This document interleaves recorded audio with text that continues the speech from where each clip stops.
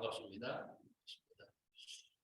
이거 말도 없이 또 이라 형제님 하셔서 인터내셔널 CEO 같은 소고 형제 대서양을 뭐 그냥 자기 집 지나주듯이 왔다 갔다 올해의 고객으로도 선정되지 않을까 항공사에 너무 반갑고 좋습니다. 제가 대학교 1학년 때 아마 젊음의 무모한 용기 같기도 한데 교회에서 오페라 공연을 했어요. 오페라. 음악회가 아니고 물론 대작은 아닙니다. 모차르트가 12살 때 작곡한 곡이 있어요. 40분짜리 단막극인데 바스티엔라는 작품입니다. 제가 쉐어 스크린을 좀 하겠습니다.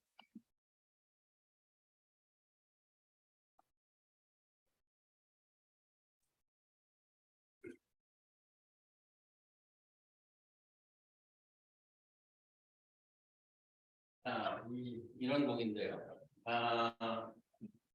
12살이면 뭐 초등학교 6학년, 중학교 1학년 볼 때인데 저런 거 작곡한 걸 보면 모차르트가 뭐 천재의 모양입니다. 당시 대학교 1학년이었던 우리 학년 동기들이 한 25명 정도 됐어요. 좀 대형 교회니까 좀 사람들이 이렇게 찬양대 뭐 성가대 출신인데 이게 지금 반막극인데 출연진이 3명이에요. 바스티엔, 그다음에 마술사 딱 3명이니까 나머지는 놀잖아요. 그래서 야 그러지 말고 노래 한 사람 더 해서 더블 캐스팅 했어요. 6명이에요. 6명은 더블 캐스팅을 하고 나머지 그래서 사람이 나오니까 전부 제작에 동참했습니다. 연출, 조연출, 소품, 무대 장치, 음향, 분장, 홍보. 뭐 대학 1학년 새내기들이 겁없이 오페라 공연을 올린 거죠. 뭐 얼마나 했겠어요. 얼마나 잘했겠어요. 그래도 젊은 시절 참 아름다운 추억으로 남아 있습니다.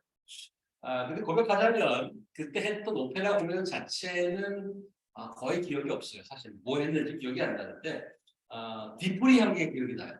그거 끝나고 뒤풀이를 했어요. 그 당시 우리 친구 부모님 중에 조금 좀 부하게 사시는 분이 계셔서 우리 공연 잘했다고 레스토랑에 초대해 주셨어요. 저녁을 쏘시겠다고. 근데 어디를 갔느냐면 신라 호텔을 간 거예요. 신라 호텔 이탈리아. 저는 그때가 20살이었는데 제가 신라 호텔을 처음 가봤죠. 완전히 뭐 우리나라에 이런 데도 있나. 신라 호텔을 갔는데 이탈리안이면 뭐 아는 거라고 피자랑 뭐 국수밖에 더 있나요? 파스타밖에 더 있어요. 예, 제가 그때까지 20살까지 동네에서 피자랑 파스타를 먹어보지 못했어요. 한 번도. 먹어볼 기회도 없었어요. 그때 당시에는 뭐 그때 80년 80이었어요. 80년이니까 뭐 좀 그런 데가 많지도 않았고 있어도 못 듣겠지만 신라 호텔에 가서 처음으로 파스타를 먹게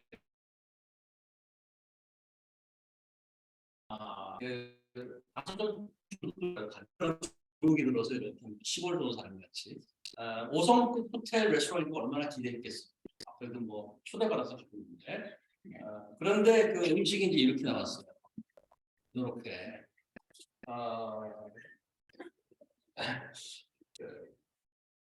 접시는 엄청 큰데 이제 요만큼 주먹만큼 나온 거. 야씨 이거 뭐 배고프겠는데. 조금 이제 우리가 앉아서 뭘 서빙하고 근데 조금 있다가 그 복장을 다 갖춘 주방에서 나오신 거예요. 특별히 추첨을 해서 그런지 거기 아는 사람이지 하여튼 셰프가 나와서 음식 어떠냐고 물어보고 좋습니다. 뭐 이렇게 대답을 해야 되잖아요. 그러면서 여기다가 또 치즈가루를 넣어 먹으면 맛있다는 거예요. 치즈가루를 넣어 먹으면 맛있다는 거예요. 그래서 뭐 친절하게 설명해주고 맛있다니까 뭐 넣어주세요 하고 치즈가루를 뿌려줬어요. 그때 이제 파스타는 평생 처음 먹어본 거고 치즈가루를 하니까 그 냄새가 확 깨는 거예요 정말. 양이 너무 작아서 배고프겠다고 생각했는데 그 치즈가루를 뿌린 거를 먹는데 그때 저는 그 향을 적응을 못했어요. 한 오라기를 못 넘기겠다. 저 촌놈이었는데 호주에 가서 피자 먹는데 저 피자 한 조각 못 먹었어요. 요거를 다 먹는데도 겨우 뭐 몇 조각 먹고 너 집에 가서 라면을 끓여서 소주가루 끓여서 그렇게 먹었던 기억이 납니다. 우리를 위한다고 최고급 식당에서 최고의 음식을 대접해 주셨는데 정작 대접받는 이들은 특별히 저는 지금 80년대니까 40년 지났잖아요. 최악의 디너로 기억하고 있어요. 아주 기억하는 게 얼마나 안타까운 이야기인가요? 안타까운 이야기. 설교는 밥상을 준비하는 것과도 같다고 어떤 분이 말씀하시는 것을 기억합니다. 여러분 어떻게 들으실지 모르겠지만 목회자의 마음은 설교가 마치 사랑하는 가족들을 위해서 밥상을 차리는 것과도 같습니다. 식구들이 맛있고 건강하게 만족스러운 식사를 하는 게 목표죠. 일주일에 한 끼 식사를 준비하면서 어떤 재료를 써서 어떤 메뉴를 만들까 늘 고민을 합니다. 재작년부터 했던 열왕기상을 제가 쭉 살펴보니까 마치는 데까지 20개월 걸렸더라고요. 열왕기상을 하는데. 그리고 2022년 9월에 끝나서 베드로 후서를 했어요, 저희가. 그 다음에 작년 말에 송타 시리즈를 하고 올해 초에 2003년 10년 말씀 시리즈로 이어졌죠. 그리고 고민이 되는 거예요. 2023년은 새해는 어떤 말씀으로 우리가 먹어야 하겠는가. 열왕기서를 지난번 반만 하고 끝났으니까 나머지 후반부인 열왕기 하를 말씀을 봐야 하지 않을까 그런 생각을 하던 중에 제가 이제 우리 GCC에 와서 종종 들었던 말이긴 하지만 성도님들 중에 설교를 어려워하시는 분이 계시다는 얘기를 또 듣게 됐어요. 또 듣게 됐어요. 그런 말을 들으면서 아까도 신라 호텔 그 얘기가 생각이 난 거예요.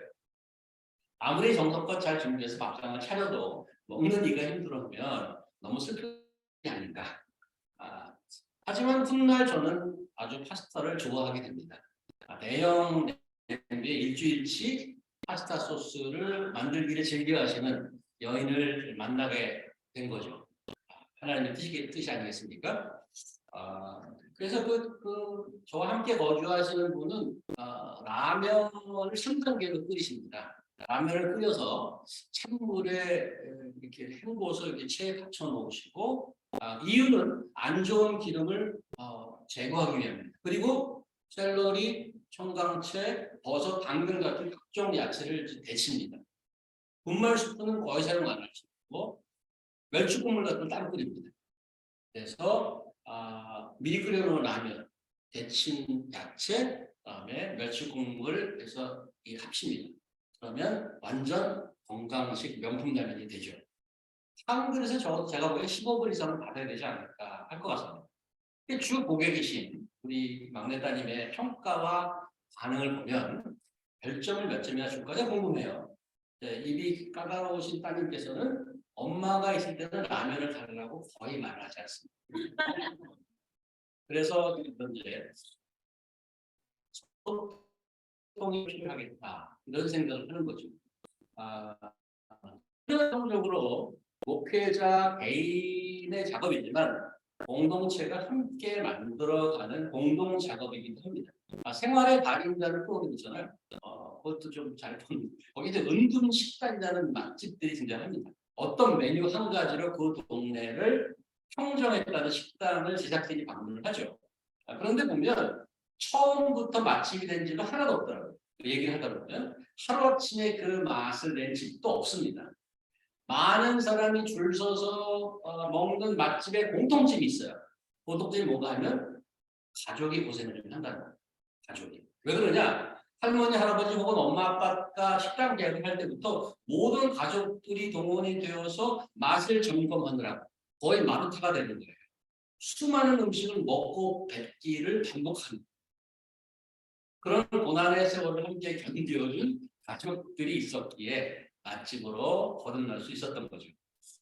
우리 교회 가족이잖아요. 그래서 우리가 소통할 수 있겠다. 여러 번 보고 마루타가 되라는 얘기는 아닙니다. 제가 이제 2011년에 여기 왔으니까 벌써 이제 10년, 12년째잖아요. 성도님들 고생이 많으셨어요.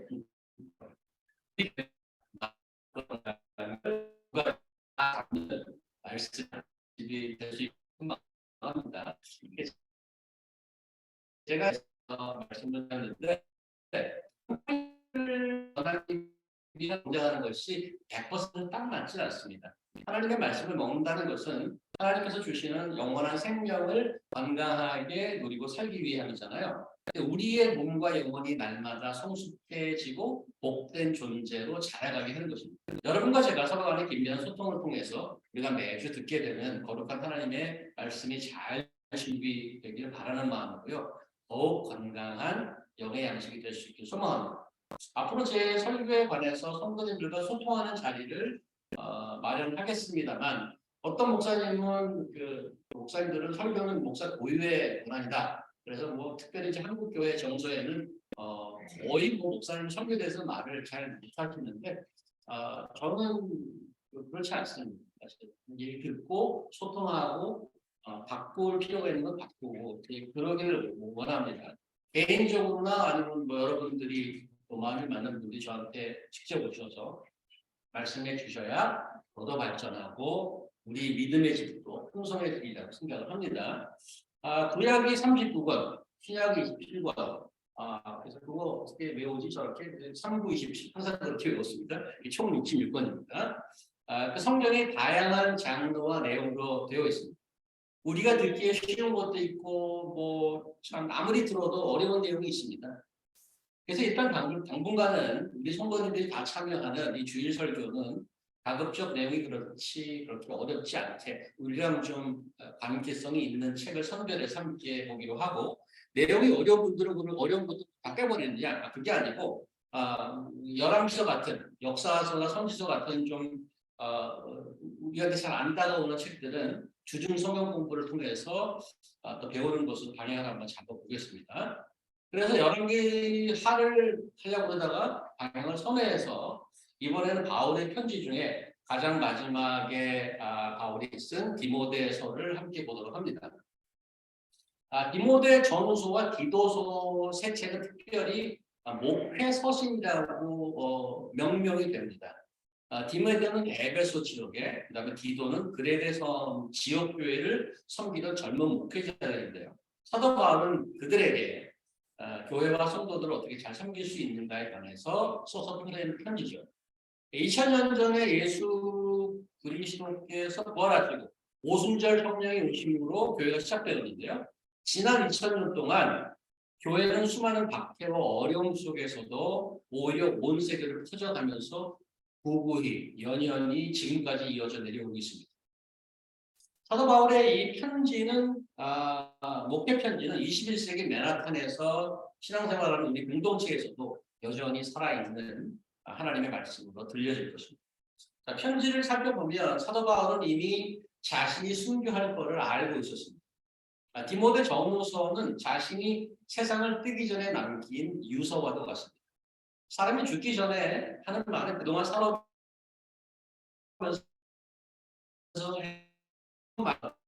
무게가 있는 말 아니겠습니까? 자신의 인생을 집대성하고 또 걸러서 사랑하는 이들에게 가장 필요한 말을 남기는 것이죠. 사도는 예수를 믿고 회심한 이후 평생을 선교사로 또 성경교사로 목회자로 살아오면서 가르치고 경험한 것 중에 교회를 온전히 세우기 위해서 필요한 말을 편지에 썼습니다. 성도들은 예수님의 몸된 교회의 지체들입니다. 그래서 교회에 하는 말은 우리 공동체가 우리 각자 개인에게 하는 말씀입니다. 디모데전서 말씀을 통해서 여러분과 저의 삶 속에 새로운 지평이 생기고 더 많은 삶의 의미를 발견하고 또 우리 각 개인도 나뉘고 우리 공동체가 한 몸으로 함께 성장하고 잘하는 역사가 있기를 간절히 바랍니다. 자, 오늘 그래서 나머지 좀 인트로가 좀 길었는데요.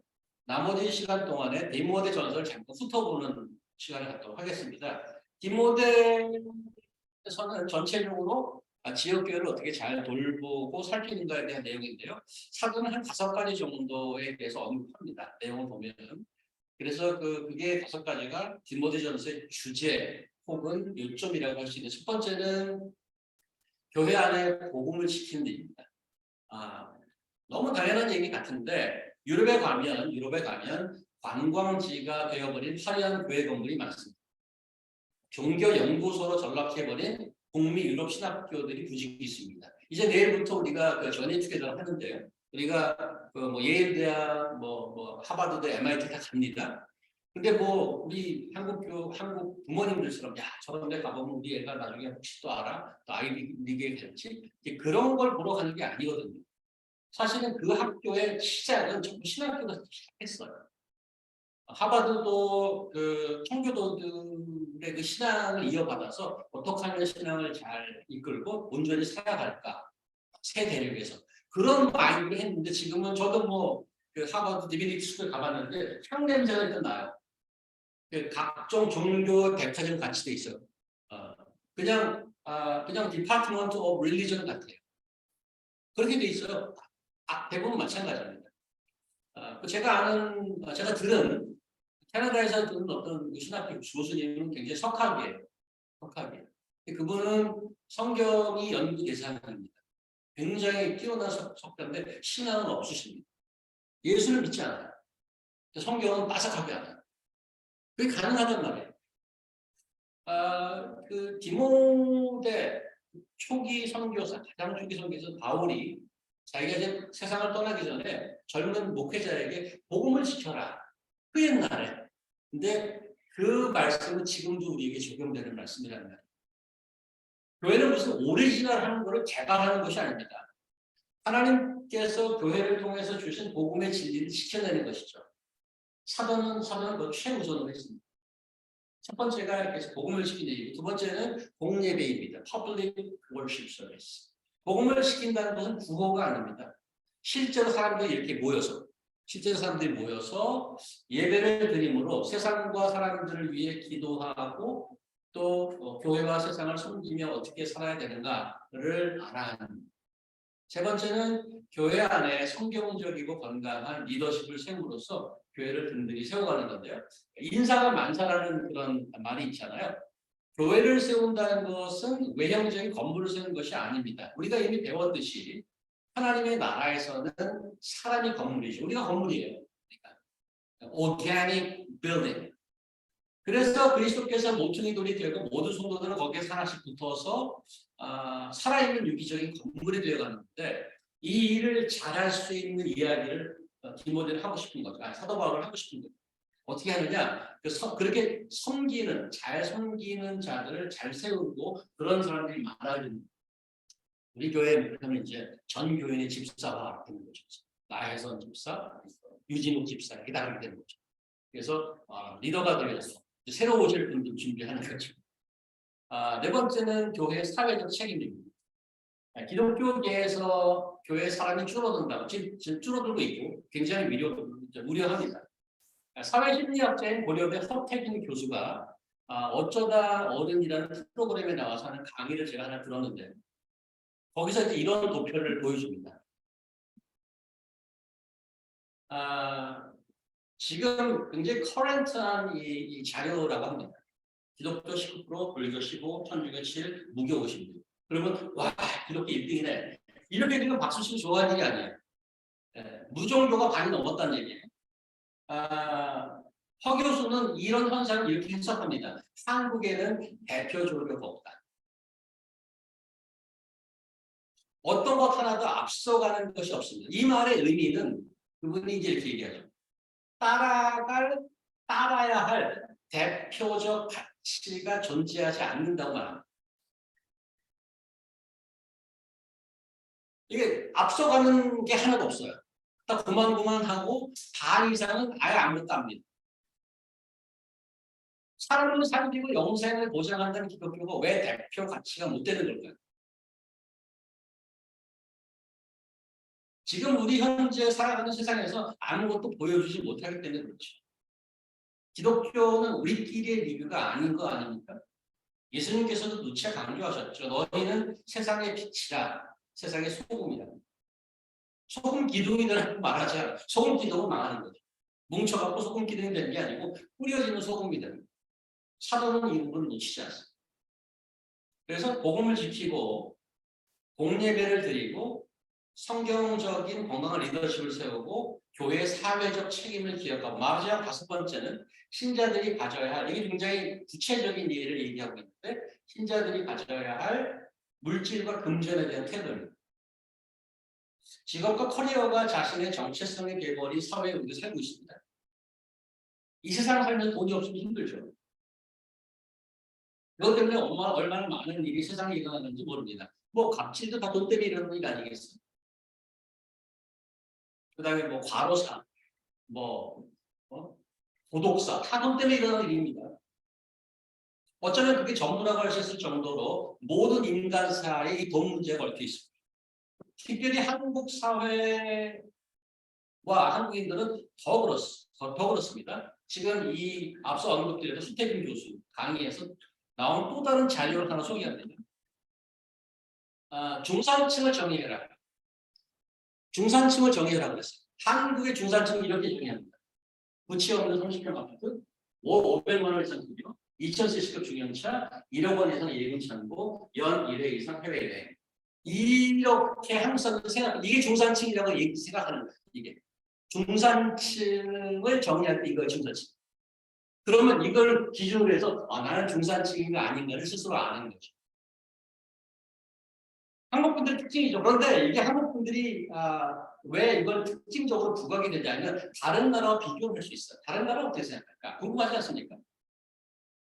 프랑스를 볼까요?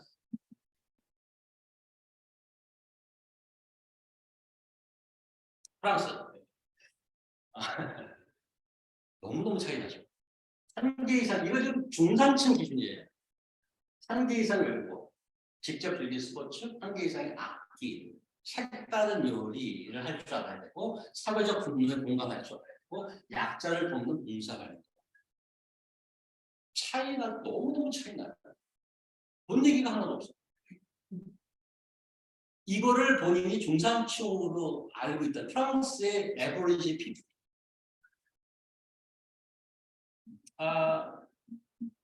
미국과 영국 볼까요? 한꺼번에. 이렇습니다. 영국, 페어플레이, 자신의 주장과 신념을 갖는 것, 곡선적인 행동을 안 하는 것, 약자를 보아 강제에 대해 대응하는 것, 불의와 불평, 불법에 대해 대응하는 것. 이 사람들이 실제로 이렇게 하느냐는 둘째치고 이렇게 생각하고 있다는 이게 중산층이다. 자신의 주장에 똑똑해야 되고 상대 약자를 돕고 부정과 불법에 저항하고 비평지를 정기적으로 합니다. 다른 사람의 얘기를 들을 귀가 있는 거죠. 아까 한국 어땠죠? 이게 한국이었어요.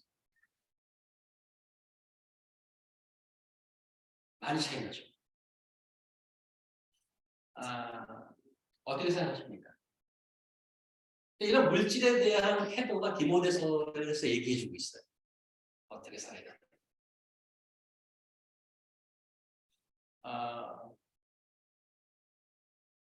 지금 보신 디모데서에서 다루고 있는 5가지 복음을 지키고 공예배를 잘 드리고 건강한 리더십을 세우고 교회의 사회적 책임을 기억하고 물질에 대해서 어떻게 생각하고 사느냐. 이 5가지가 우리가 앞으로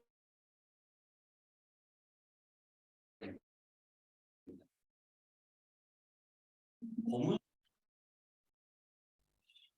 우리가 여전히 지키고 고수해야 될 21세기의 그런 가치로 가득합니다. 1500년대 태어났던 16세기에 태어났던 칼빈이 이런 얘기를 했어요. 디모데서를 보고 This letter is highly relevant to our own times. 우리 시대에 얼마나 이게 구체적이고 실질적인 편지냐. 그러고 나서 몇 년? 500년이 지났어요. 똑같은 말을 지금 할 수 있는 거예요. 똑같은. 성경은 먼지 덮고 지나가는 그런 책이 아닌 거죠. 얼마나 실제적인 말씀인지 모릅니다. 여전히 살아계신 하나님의 말씀, 그러기에 우리의 삶을 인도하는 실질적이고 구체적인 말씀이라는 것을 다시 한번 강조하고 싶습니다. 디모데 전서가 6장, 6 chapters. 디모데 후서가 몇 장? 숫자가 어렵죠. 디모데 후서 몇 장? 전서는 6장. 전서 한 책해봤거든요. 미리 봐서 치팅을 했어.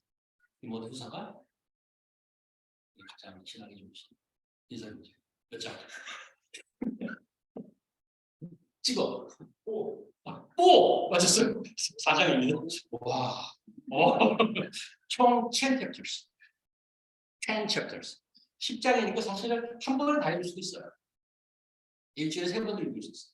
쭉 한번 읽어보세요. 이제 세상 떠나는 것을 알고 있는 최초의 선교사나 무슨 얘기를 젊은 목회자에게 하는가. 나중에 보면 개인에게 쓰는 편지는 아니에요. 너희들이 이런 표현이 나오는 로 인해서 교회에게 하는 얘기죠. 2000년이 지났지만 우리에게도 하는 얘기입니다.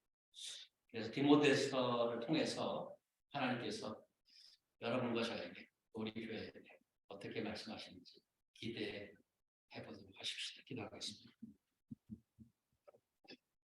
하나님 감사합니다. 저에게 말씀을 주시고서 감사합니다. 그냥 고문서를 저희가 같이 놓고 디스커스하는 것이 아니고 살아계신 하나님께서 살아계신 하나님의 말씀을 통해서 성경을 통해서 말씀하실 때 저희가 그 말씀을 받고 생각하고 더 깊어지고 하나님 섬기는 백성으로 거듭나게 인도하여 주시옵소서. 예수님의 이름으로 기도합니다. 아멘.